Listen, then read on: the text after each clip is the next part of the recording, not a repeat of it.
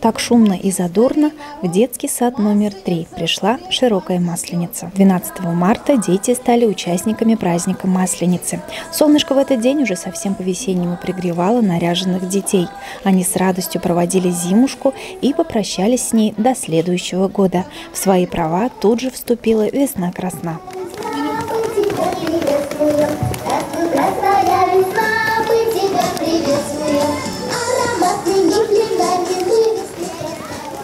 Здравствуйте, мои друзья! Рада встрече с вами я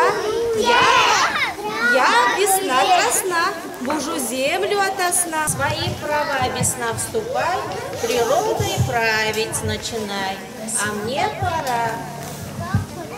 Ребята, давайте проводим нашу зиму. До свидания, зима. До следующего года. До свидания. Ребята с румяными щечками в ярких платках кружились в хороводе, пускались в зажигательную пляску, а еще участвовали в веселых народных забавах, которые для них устроили скоморохи. Традиционные метания валенков, скачки на деревянных лошадях, гонки со сковородками. Дети с удовольствием соревновались во всех подвижных играх. Месим тесто, разливайся, блинок, разливайся большой, оставайся такой, да не подгорай. Ой, подгорел. Ой, ребята, этот блин подгорел. Первый блин всегда комом.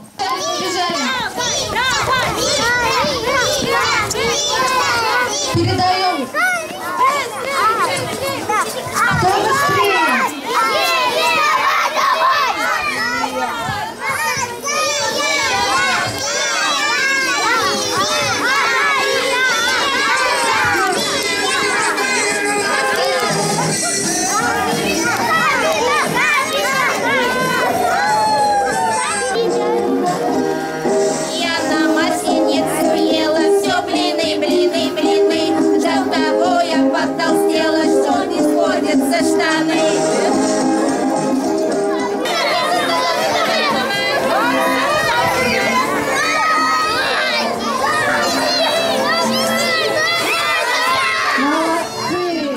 Всю неделю дети с нетерпением ждали этого праздника. На занятиях изучали историю этого праздника, о том, как раньше на Руси отмечали этот обычай. Масленица – это особый повод весело провести время с детьми. Дети были в восторге. Хочу сказать огромное спасибо нашим поварам, педагогам, сотрудникам, которые организовали такой веселый праздник для наших воспитанников. Ну и какая же Масленица без ее главного символа – румяных и ароматных блинов. Традиционно праздник завершился поеданием этого блюда. Их с любовью испекли для детишек повара дошкольного учреждения. Алина Хадимуллина, Ренат Хадимуллин, телерадиокомпания «Илиш».